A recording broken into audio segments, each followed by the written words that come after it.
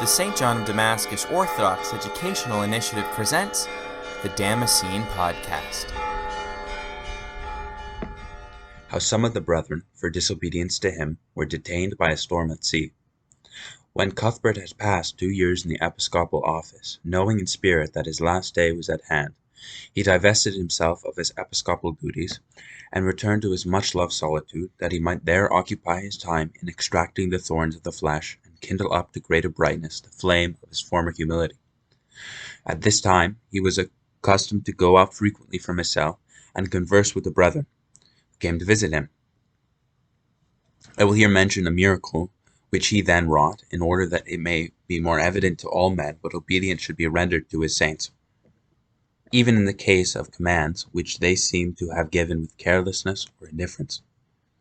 He had one day left his cell to give advice to some of his visitors, and when he had finished, he had said to them, "I must now go in again, but do you, as you are inclined to depart, first take food, and when you have cooked and eaten that goose which is hanging on the wall, go on board your vessel in God's name and return home."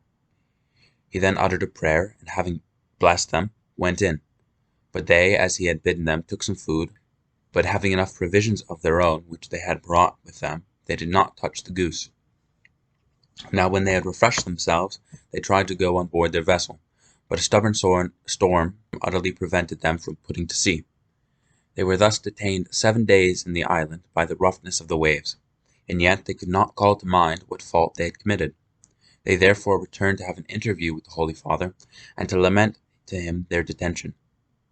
He exhorted them to be patient, and on the 7th day came out to console their sorrow, and give them pious exhortations. When, however, he had entered the house in which they were stopping, and saw that the goose was not eaten, he reproved their disobedience with mild countenance, and in gentle language. "Have you not left the goose still hanging in its place?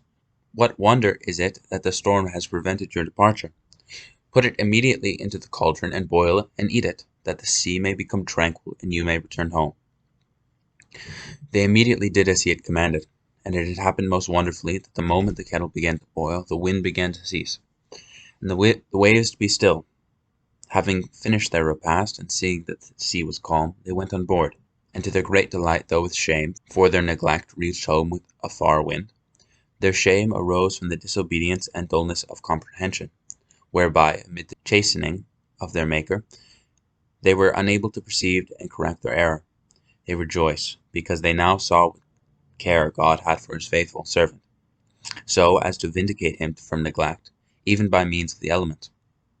They rejoiced, too, that the Lord should have so much regard to themselves as to correct their offences, even by an open miracle. Now this which I have related I did not pick up from any chance authority, but I had it from one of those who were present, a most reverend monk and priest of the same monastery, Simeon, who still lives, known to the many in the neighborhood for his years and the purity of his life.